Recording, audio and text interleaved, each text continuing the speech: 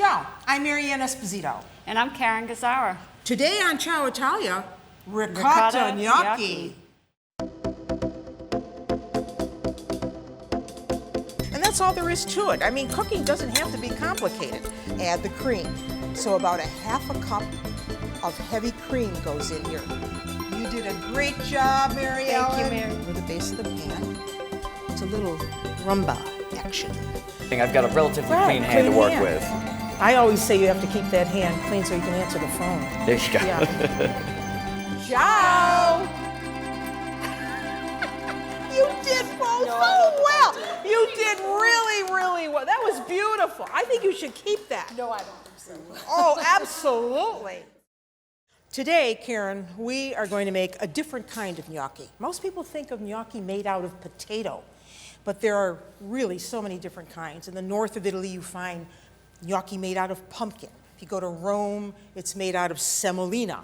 And today, we are going to make gnocchi in the style of Amalfi. So if you've ever been to the Amalfi Coast, you probably had these gnocchi. So we're going to start with making part of our sauce. And for that, we have to start with some fresh asparagus. So here I have some really thin stalk asparagus. And we only want to use the tips, the very top. This we can save and use for soup some other time. So we just want the tops. So I'm just going to cut the tops off. So we just want the tips for our sauce. And I'm going to set this aside.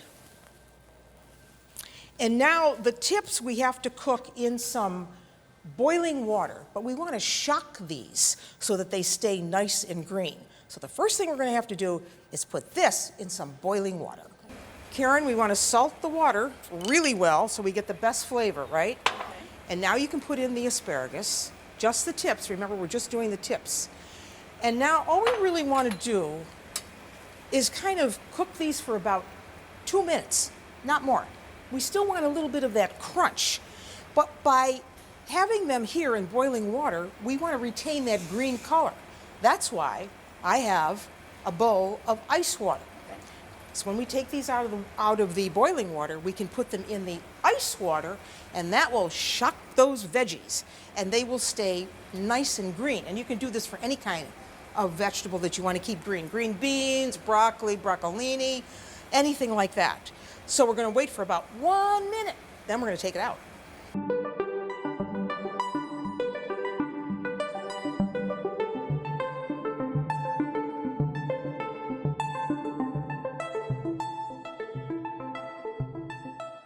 So Karen and everybody at home and friends, when you make ricotta gnocchi, you better start with a good ricotta. Now you can either make it yourself, and for that we have a recipe on the Ciao Italia website. It's the easiest thing in the world to do. But if you're not going to make it, you want to make sure you buy a good one. And that means to get a very dry ricotta. You see how dry this is? You don't want one that's very soupy. That means you would have to add a lot more flour. And that's why you want this to be dry, to control the amount of flour that you're going to add with this. Mm-hmm. Because there's nothing worse than a heavy lead gnocchi, right? Right. And I should say gnocchi in Italian means little dumpling. So here is our ricotta. This is 2 cups. 2 cups of ricotta cheese that is very well drained. And we want to add just a pinch of salt to that. So you're going to add a pinch of salt to yours. We're going to add the zest of a lemon, because I did say this was Amalfi-style, didn't I? And in Amalfi, guess what they grow a lot of? What do they grow a lot of?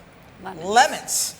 Yes. And they're as big as grapefruits. We don't have them that size, but lemon is going to be in this gnocchi, and it's going to give it a really, really nice flavor.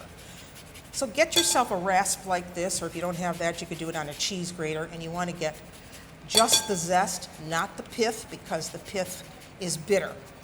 All right, so I'm going to let you do that on yours. Put that aside. You want to mix that in. I remember when I was in Amalfi, I don't know. Have you ever been to the Amalfi Coast? No, I haven't. I have wanted to.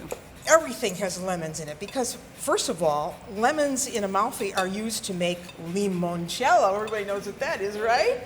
Limoncello, that's the big product. But then lemons go into lots of seafood dishes.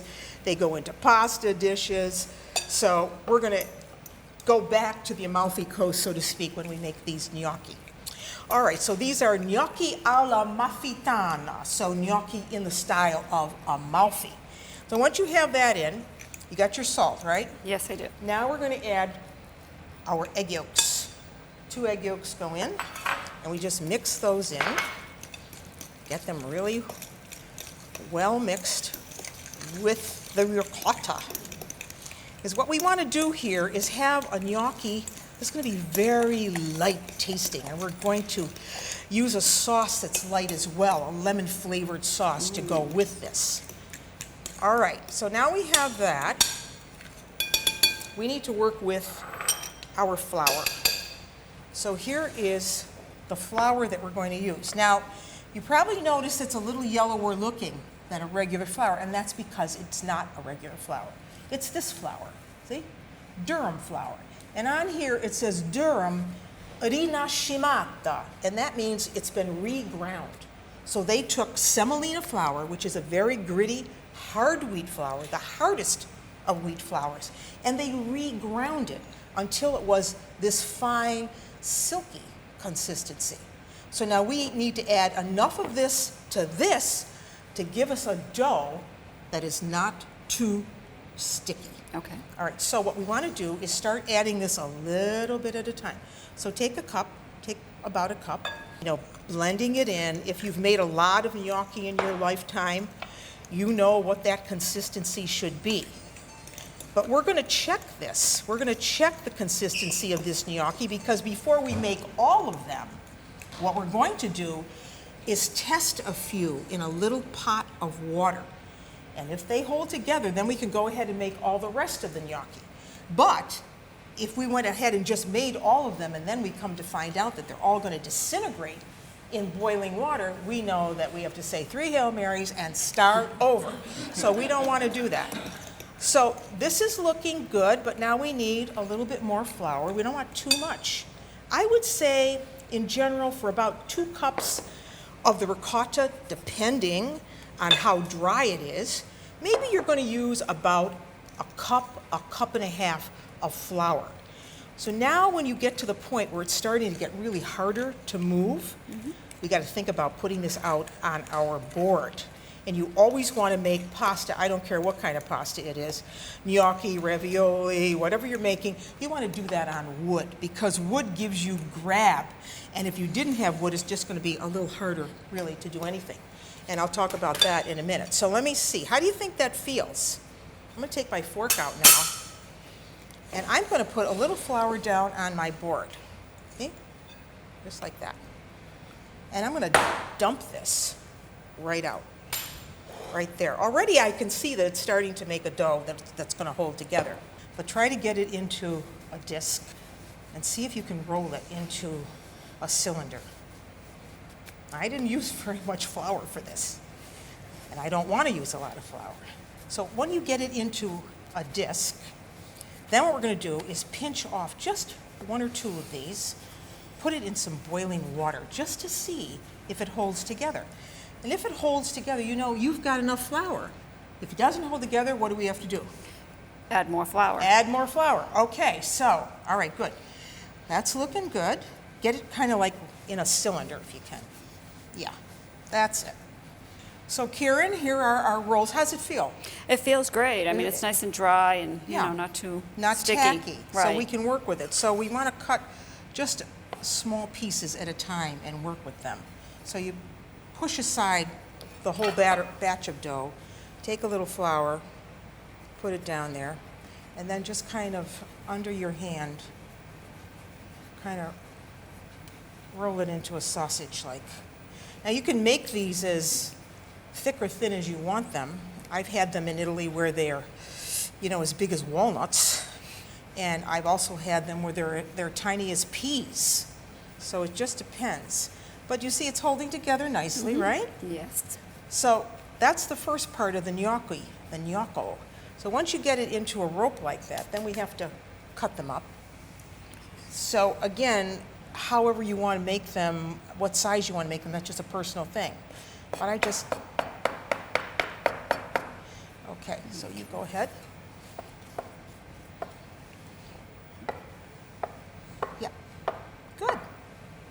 Excellent.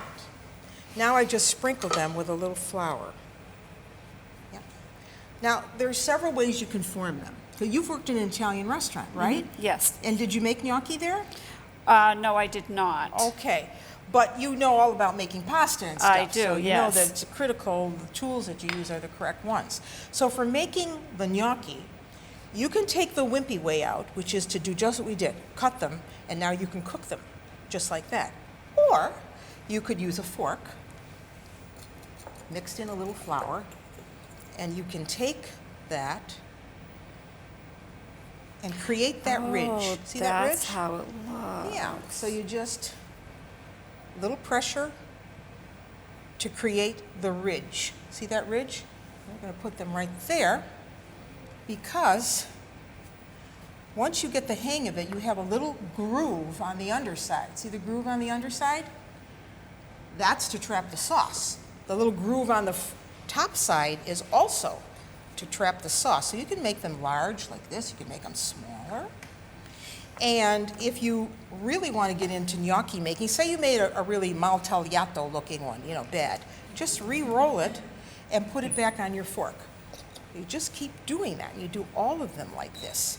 And there are all kinds of sauces that go for gnocchi. You can do, if it was a potato gnocchi, what kind of sauce would we be putting on this? If it was potato. Yeah, the classic.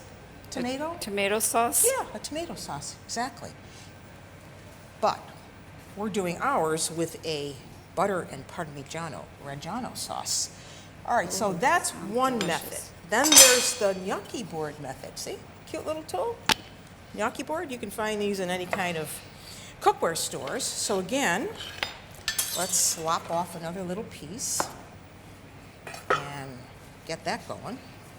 Again, under the palms of your hands, going from the inside, outside, from the center out, like that, and then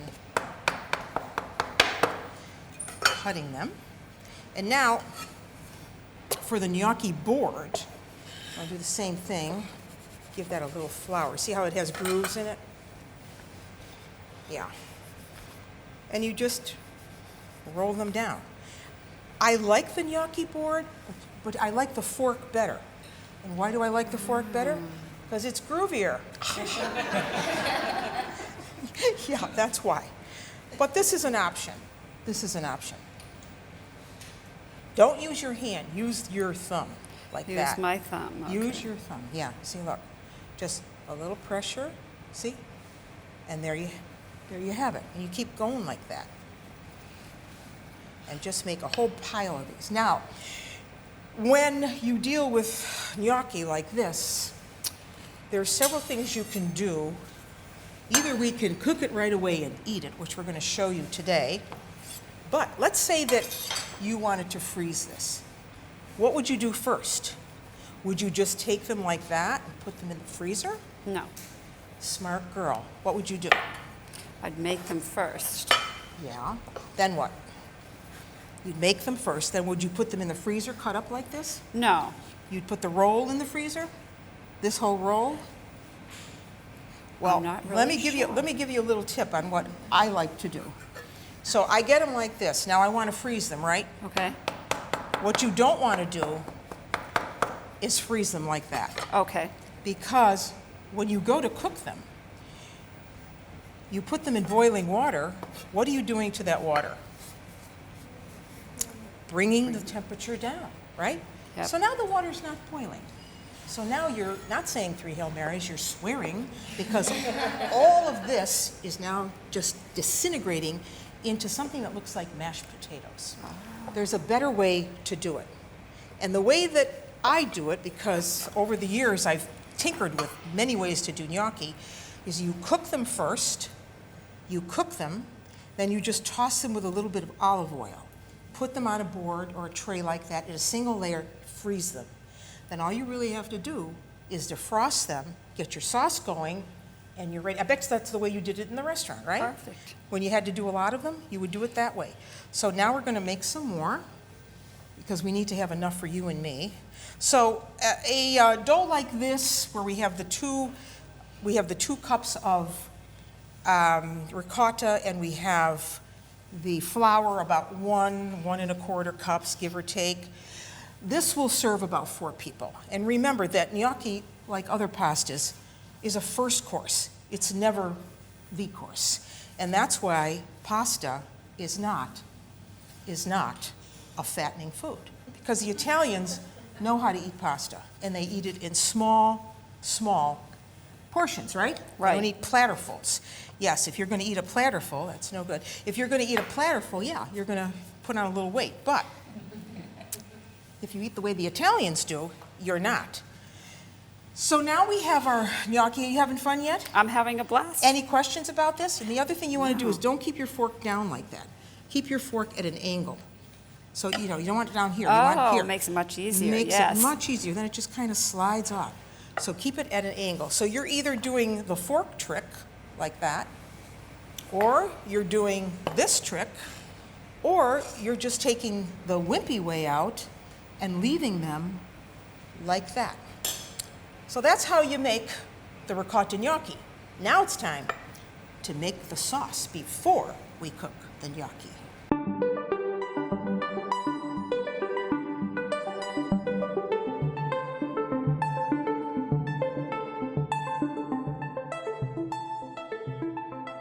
And now the sauce. And Karen, you're going to show them how to do this. So we've got about 1.5 sticks of unsalted butter in our pan, because all butter in Italy is unsalted. Mm-hmm. That's how we know it's fresh. And remember those asparagus we made? Yes. Okay, so you can put those in now. That's going to be part of our sauce. So remember, those were just the tips. Just the tips. Now, if you wanted to use something else here, you could. You could use spring peas. You could use fava beans, whatever was in season. And now we want to add the zest of a lemon, because remember, we did say that these are the ricotta gnocchi amalfi-style. So we want to have that lemon zest, and we want to have some cream. So slowly at the side of the pan, add the cream. So about 1/2 cup of heavy cream goes in here. This is a little modern twist on how to use a sauce for gnocchi. We normally wouldn't have cream in something like this, but I was staying up one night and I figured, why not? Let's try this with a little bit of cream. So we have the cream in there, and then to give this even more flavor, Karen, we have 1.5 cups of grated Parmigiano Reggiano. So you want to put that in, and that's going to help to thicken the sauce. So you want to make the sauce before you cook the gnocchi, because the traditional way to dress any pasta is in padella. It's not dumping it out in the sink in a colander and then putting it in a bowl and saucing it. No, you do it right in the saute pan that the sauce has been made in. So you see how that is nice, thickening that up nicely, isn't it? Yes, it looks All great. right. So that looks good. We're not going to put any salt in that until the end, because we have salt in the Parmigiano Reggiano. So once you get it at this state, it's done. Okay. So now we can just turn that off, and it's time to cook the gnocchi. So now we can put the gnocchi into our salted boiling water. You want to have a lot of water when you cook pasta. So either you can put it in with a spider, or you could just take the towel that you had the gnocchi on and just dump. See? Easy. So now what we have to do is wait until these gnocchi bob to the top. When they bob to the top, we're going to take them out, and they go directly into the sauce.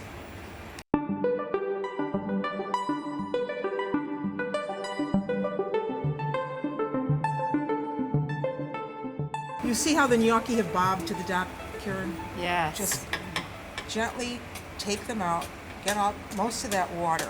That's why you want to use something like this. And that's why you would never want to throw these into a colander in the sink, because they're just too delicate. They go right there. And you gently stir them. Gently stir them. They're so beautiful looking. Look at how nicely they held together. You did a great job. All those little Thank grooves you. are going to get the sauce. Beautiful. Mix it with that asparagus. Here's the last few. I want to get every one. There they are. And that's all there is to making these ricotta gnocchi amalfitani.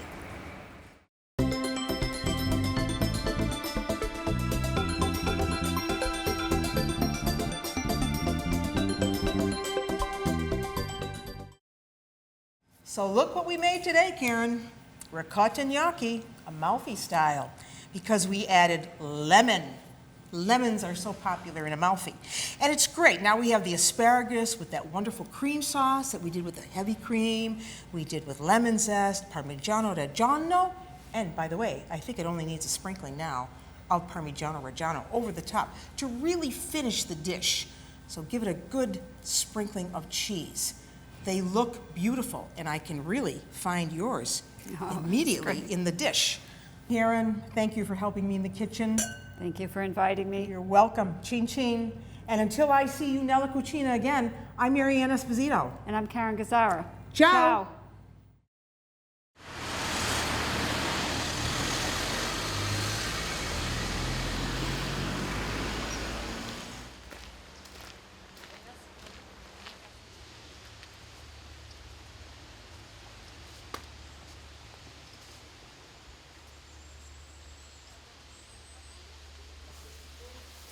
Behind me is this gorgeous villa, which of course I would love to own but never will, the Villa Melzi, which was built by Napoleon Bonaparte's brother-in-law.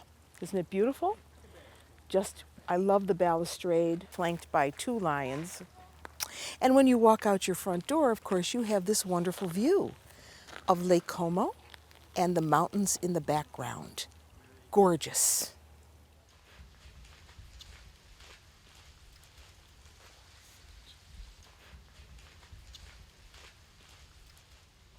They've even put drains in, love. Even put drains in.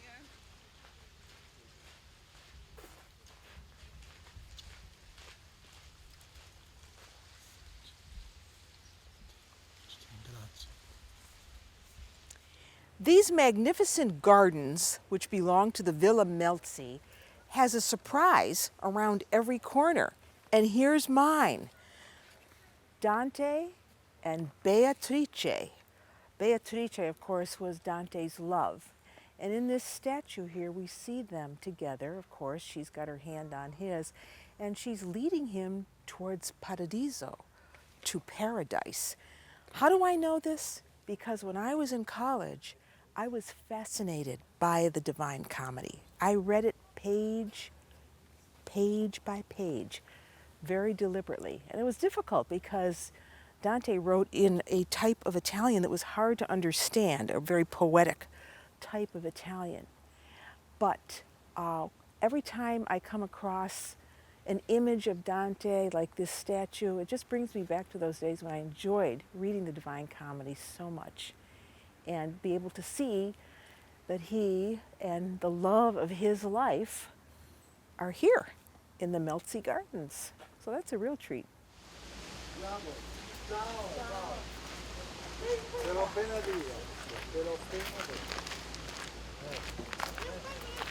I'm lucky to be here to be able to, first of all, enjoy this beautiful view and the lake and all of this wonderful foliage and plantings, and also to be able to share it with you, because I know that many of you probably aren't going to be able to get to this region, or you've been to this region, so it's a good reminder of where you've been, kind of like a postcard for you.